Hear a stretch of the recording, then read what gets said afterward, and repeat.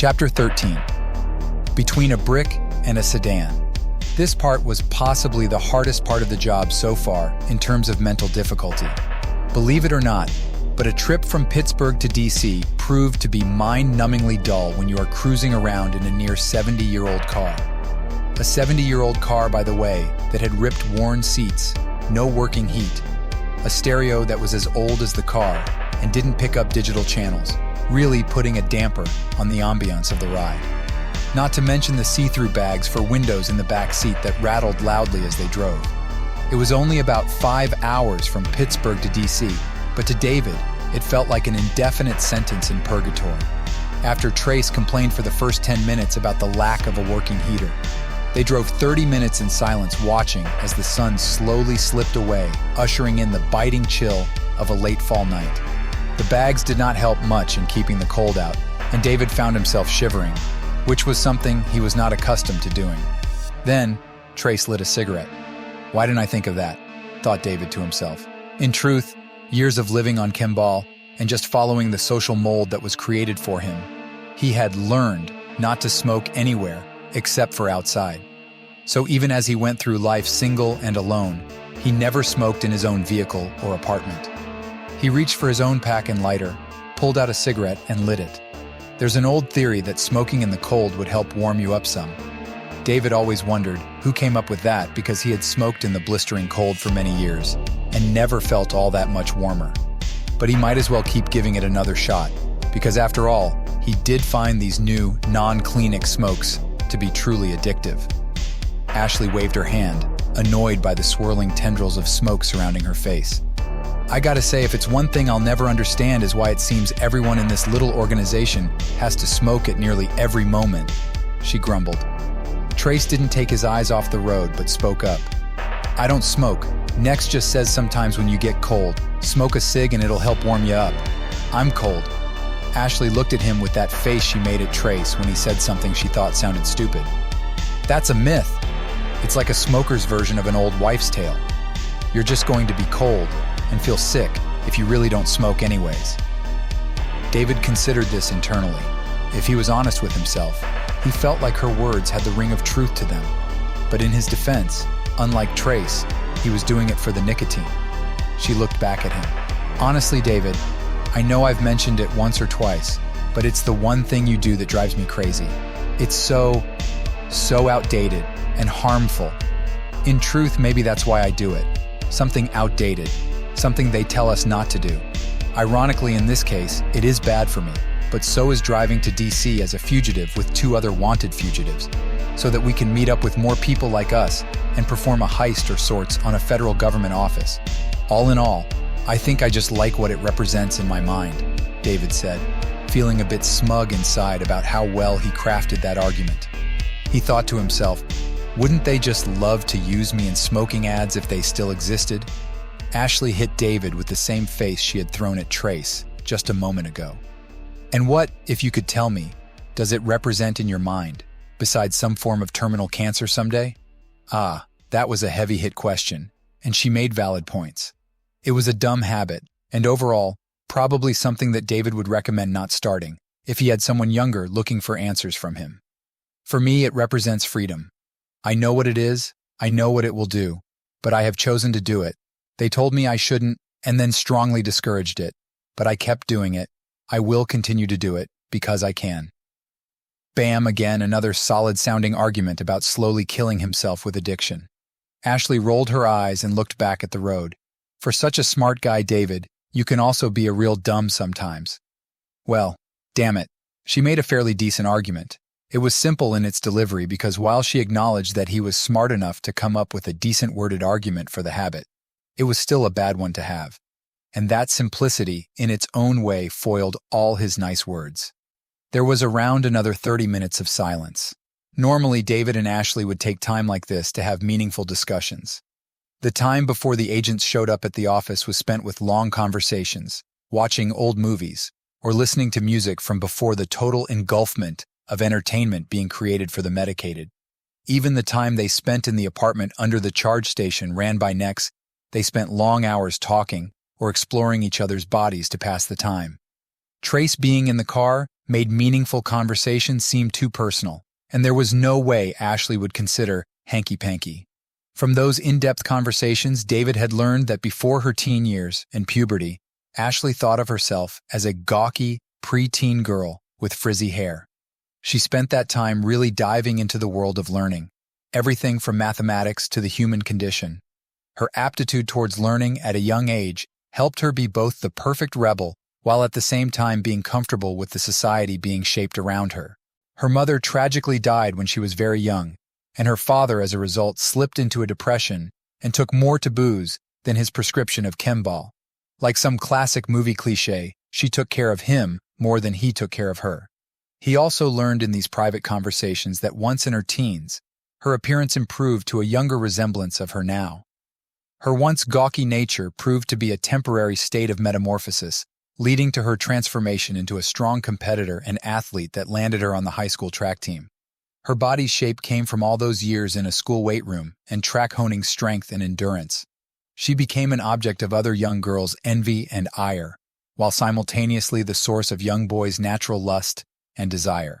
Of course, she was aware that while these emotions from her peers were heavily weighed down and suppressed by the Chembal they consumed, it was still apparent with the raging hormones of teenage youth had started drawing attention.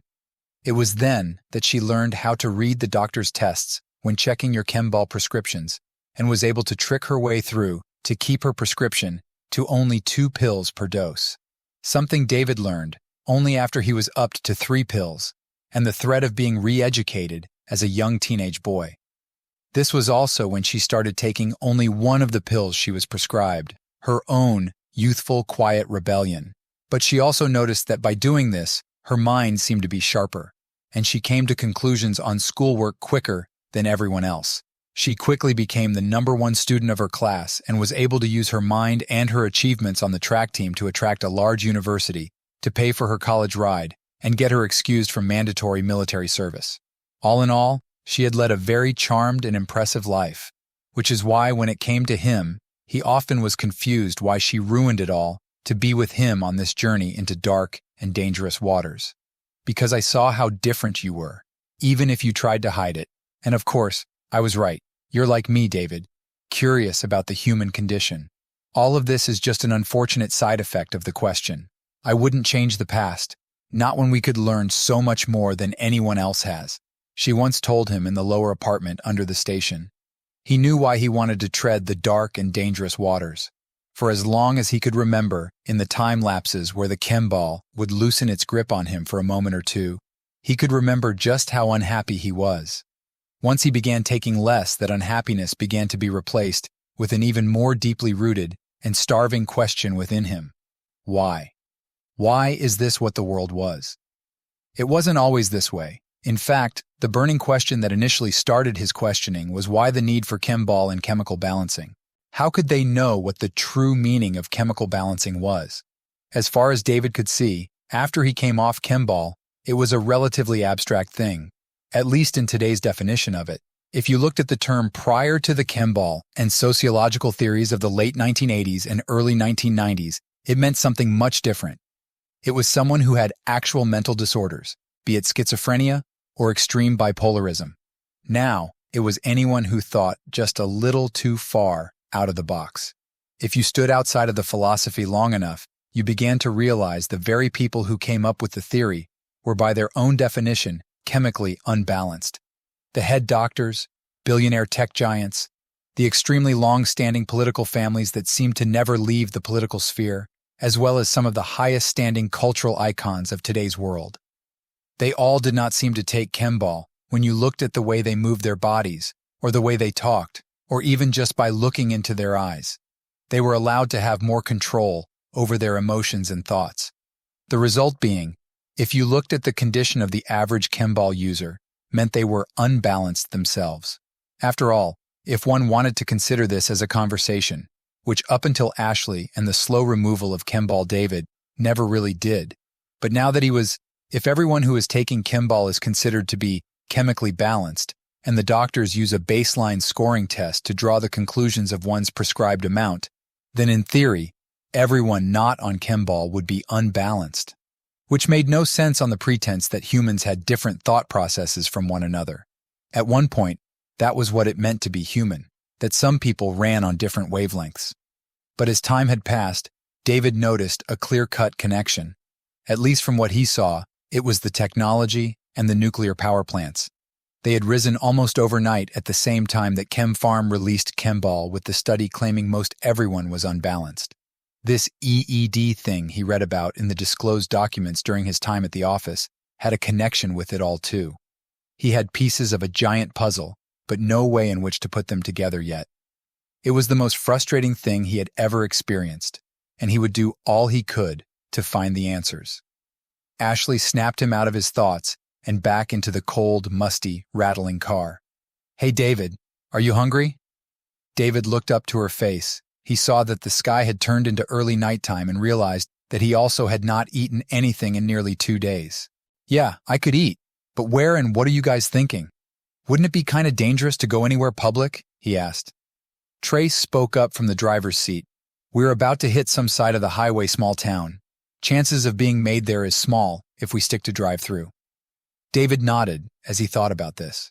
"Yeah, all right, sounds good to me, man. Anything cheap will be fine by me." They wound up at a major burger fast food chain, all its products proudly brought to you by Synth Eats and Synth Drinks, both of which were the same corporation. David got a double burger, large fries with a large drink. Trace got nearly the same thing, just add one burger, but no pickles for both his burgers. Ashley, who took the longest as she hated fast food, accepted with some annoyance the chicken sandwich and a small fry. David found her annoyance with the fast food option strange when you considered the food being served here, technically, had the same source of creation as nearly all food everyone ate. It was just cooked and served slightly differently than at a fine restaurant. Trace had been driving for about an hour and a half at this point and agreed to switch with David so that he could eat without having to focus on the road. He realized almost immediately with the bags rattling why David was so quick to agree to eat and drive at the same time. He sat in the back with a constant look of annoyance on his face, while David enjoyed the slightly less annoying front seat. Ashley broke the silence again. "Trace, why does Nex want this job done so badly? He has been apparently working on it for quite a bit of time. What does he think we will find?" This was a question David had pondered as well, although the reason he never asked was simply that, no matter what Nex wanted to find, David wanted to find something there as well. The two needs met together to achieve the wants of both men, and as a result, David found that Nex's motive didn't matter to him if he got his own answers. "He wants to know what the fuck EEDs are, and the connection to headaches we all feel off Chembal," Trace said simply. "He wants us to take any and all info we can get when we get in, but if nothing else, at least he wants to know that." David looked back at Trace in the rearview mirror. "I thought Chembal withdrawal was what caused the headaches," he asked, curious what Nex and Trace knew that he didn't. Trace, still stuffing his face with the fries, spoke through a mouth of half-chewed fries. "Yeah and no. Chembal causes withdrawal headaches for a time. But even after you are good from that, there are still times when you walk through certain places, your head starts to ache and pound.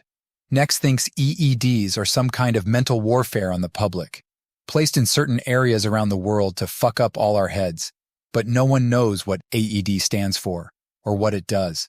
That's our number one on this gig." "Does he think it has something to do with the power plants and the nuclear energy?" asked Ashley, who was just wrapping up her chicken sandwich and half her fries. She was too disgusted with the smell to continue. Trace reached out to her before she could toss the fries away into the trash bag they made from the fast food bag. As he took the fries and began to eat them, he answered her. "I don't really know what the old man thinks. I just knew he wanted this gig done for some time. He had some contacts in a pawn shop in DC that got him 2 operators ready, but he needed to get a team of his own ready. I told him I'd go in, but no one else was into the risk factor. Until you two, that is." As they drove further through the night, David wondered about the connection of the EEDs and the power plants himself. After about 10 minutes of silence in the car, he spoke up.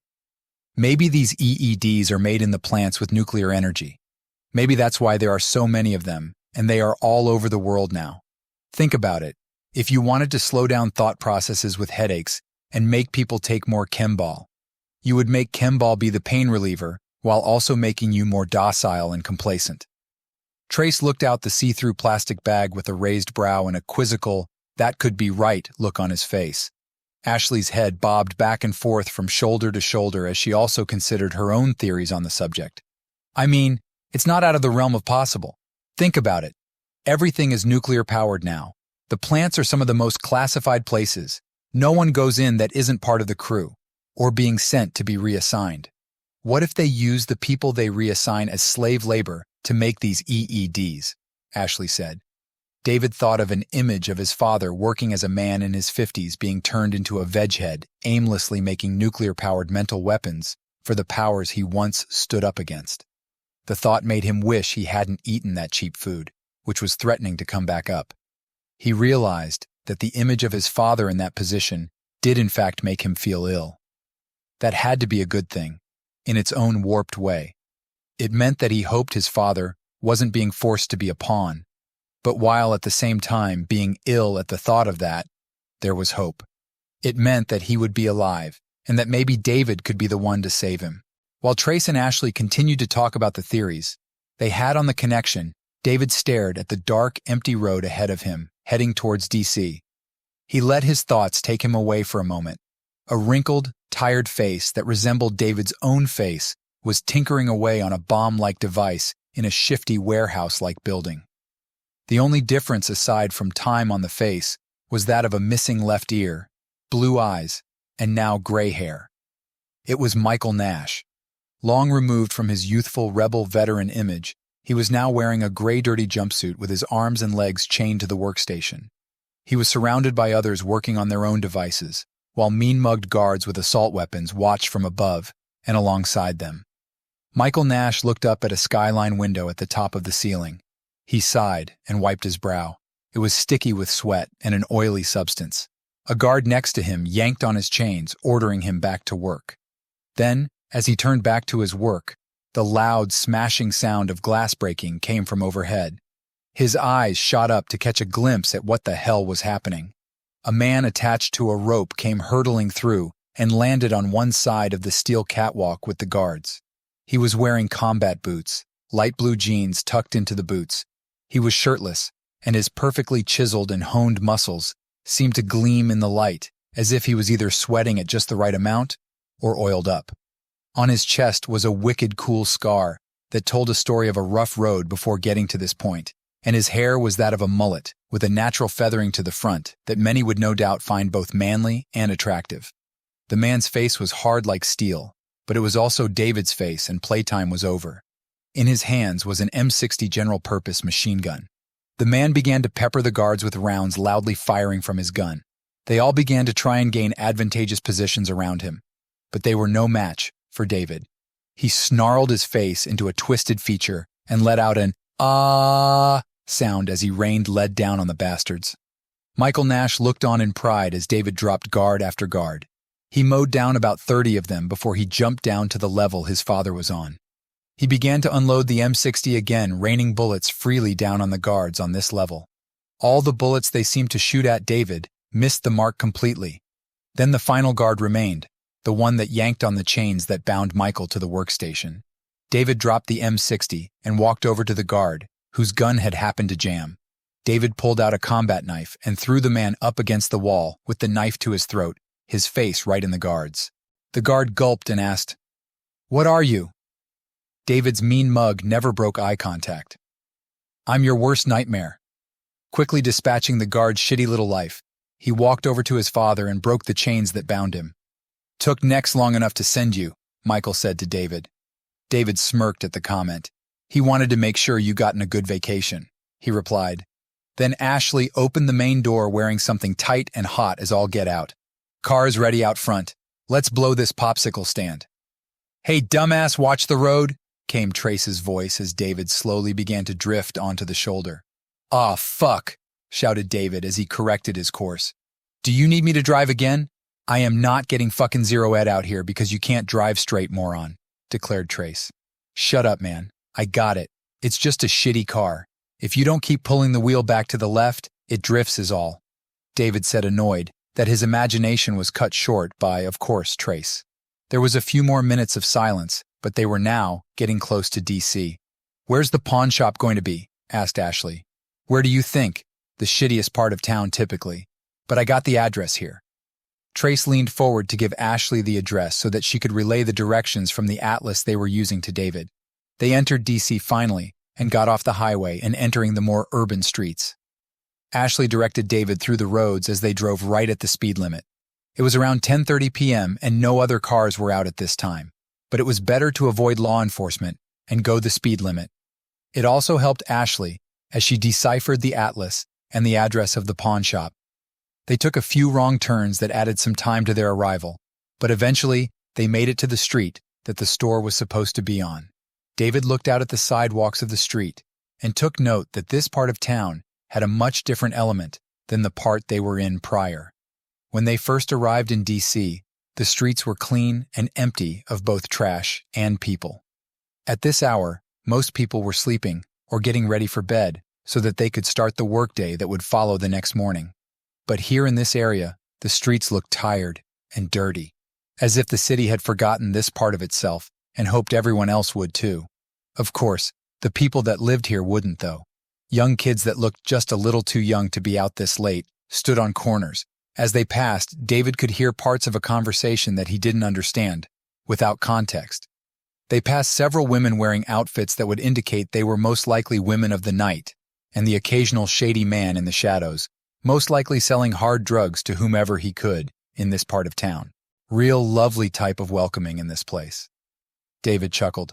Maybe we should stop right quick and partake in the culture of these fine people. Trace rolled his eyes.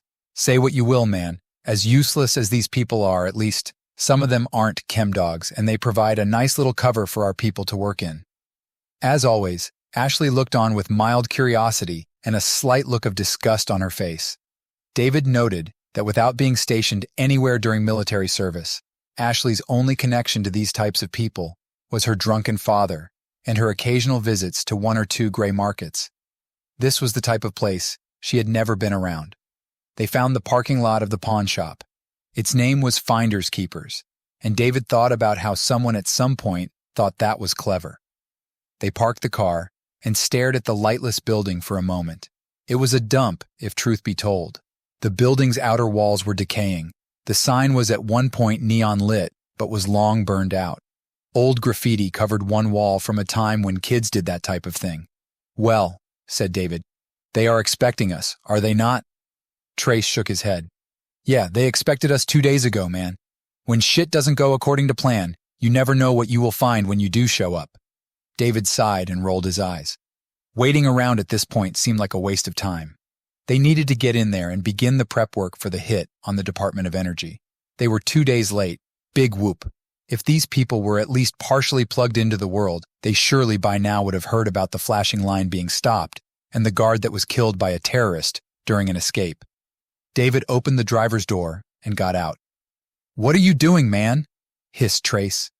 David, maybe we should just wait after we know more about the situation, said Ashley, with a slight tone of concern in her voice. Guys, if anything goes wrong, I'm just a tourist who saw a pawn shop that piqued my interest. Relax a little. Sitting around for an unknown amount of time isn't going to get us any closer to the Department of Energy, David said as he closed the door and made his way to the front entrance of the shop. He made note about the smell of the air in this area. It reeked bad, like rotten eggs. As he got up to the wall covered in old graffiti, he noticed a symbol amongst the old paint. It was an eagle's head, but like the one on Nex's building and the grip of his father's gun, it looked different. Man, he knew this in some way. He had seen eagles drawn like this before, but for some reason, he couldn't place it. He would have to ask the next person who knew something about it the next time he could to finally, at the very least, answer that question. He reached for the handle of the glass door, which had a black curtain covering the inside of the store. It was locked. He rapped his knuckles on the glass and knocked. He waited for a moment. Then he heard something. At first, it sounded like a large animal moving around within. Then the door opened. David looked up at some kind of creature that resembled a man. It stood 6'5" and was built like a powerlifter. Muscle on muscle, mass on mass. The face had a long black beard that was pointed at the end. It surrounded a mouth that had a large scar on the lips. The scar was so large that a section of the lips was missing, showing something shiny where a tooth should be. The eyes were also wrong. The part of a human's eyes that were white were black, and the surrounding color around the pupils were blood red. The hair on top was also black, but cropped short. "Oh," said David with no real tone in his voice. The freak of a human moved at ungodly speeds, faster than David was prepared for. He wrapped his massive right hand around David's throat and squeezed. This grip was nothing like Madsen's. David immediately was unable to breathe.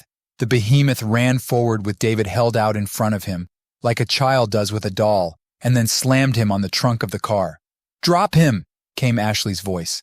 She and Trace were out of the car, but were still reaching for their guns. David noted the hand and arm of the man-creature that had a hold of him had faint surgical-like lines running on them. Straight, perfect lines, and the fingers that wrapped themselves around his now airless throat also seemed to bulge with an unnatural girth. The behemoth lifted his left hand, which had the same characteristics as the right, and slammed it down in a fist right by the side of David's head, except that instead of hitting or denting the trunk, it went right through it. David stared at the gaping hole where the fist went through with giant, bulging, bloodshot eyes. He imagined if this was a cartoon, his eyes would be bigger than his face at this point. "Fuck," said Trace, his voice reflecting the same shock David was experiencing in his airless silence. Except now, of course, the vice grip of these freakish hands were putting David out. But not just out like Madsen's grip. This was death coming towards him. His surroundings blackened quick, and he heard voices mumbling far off, but nothing he could understand. Then it all came swirling back around him. He found himself falling off the hood, air finding its way back into his lungs. He fell to the ground on his hands and knees, gagging and coughing. "Why do these big guys always gotta choke you?" was all he could think. He couldn't speak, at least not now, realizing this was really close to the end credits for him. His whole body shook from the near-death experience. He looked up through tear-filled vision to see a slender woman standing in the doorway of the shop. "Did you even figure out who they are?" she asked, in a heavy French accent. Her hair was cropped like the beast that had him a moment ago. Her face was not a pretty one. It was hard with lines of stress. If David had to guess, he would have thought she was maybe in her late 30s or early 40s. She must have been asleep because all she had on were sweatpants and a sports bra. Though she didn't have much cleavage to cover up, she was very slim, with every ounce of her weight being muscle. The beast-like man looked over at Ashley and Trace, then down on David. "Thought they was hunters, D," the behemoth said, with a heavy Mexican accent. "Thinking isn't knowing brick," said the woman at the door. She walked over to David, who was still trying to collect himself. "You walked up to the door at an awfully late time at night. It's dangerous out here. In these streets, my friend, we are closed," she said to him, as if he was just a tourist who got lost. He looked up at her. There had been blood vessels in his eyes and face that had popped, creating tiny red eruptions all over. "Up. Operators?" David managed to get out while coughing and wheezing. The Frenchwoman raised an eyebrow. "I don't quite follow what your friend on the floor is saying here. Care to translate?" Trace came around the car to be on the side where all the action had taken place. "We are the operators for the DOE hit job. We were told to come here for mission prep." He looked down at David, who Ashley was now helping to his feet. The behemoth the Frenchwoman called Brick spoke again. "Bullshit, D. I don't trust 'em. That flash went down. These fucks is hunters." His voice was something like as if he swallowed chunks of concrete and left them in his throat.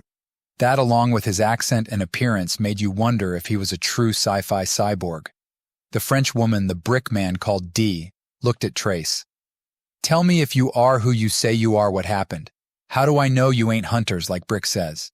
Trace licked his lips in fear, looking quickly at David, who was just now starting to compose himself. "I'm Trace the hacker. All right, we are from the STL branch. We are late because we got made at the station, and we had to stop the flashing line. We had to get a new ride, and we drove as quickly as we could to get here. I don't know what else to say to tell you we aren't the hunters, man." His voice was wavering, and it was clear Trace feared to take the same kind of punch the trunk did from the brick man. "He's Trace D," said another older voice. David thought to himself, "Oh, great more people I don't know." The voice came from a small, older relic of a woman. She walked with one of those walkers and moved slowly. "Though I will admit, When Jason told me he was sending 3 operators for his job and that the one named Trace was in charge, I thought it was you." She pointed at David with an old, curled finger. Trace snorted. "Why would he be me?" he asked, with a pang of jealousy in his voice. "Well," started the old woman, "he's much more handsome than you. A leader ought to be either old or dashing. Not to mention, he was willing to risk being killed by Brick here, just to get to the next stage of your little quest." Trace stiffened at this, and David could tell it bothered him. Trace liked being the leader. It gave him a sort of self-purpose. "But at any rate, I've done this enough to know what hunters look like and what operators look like. You 3, at least, don't look like hunters. Follow me."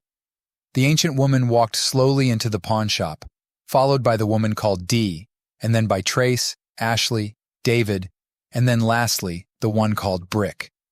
Having the behemoth behind him put David on edge somewhat. The door shut, and the old woman turned around. Then she proceeded to do all that slow old woman stuff they always seem to do, where they do before they get to the reason they were all here. She finally looked up at David, Ashley, and Trace. "So, introductions are in order, considering you are the 5 operators for this mission. Our little team will start. This is Deborah Blanc. She goes by Dee.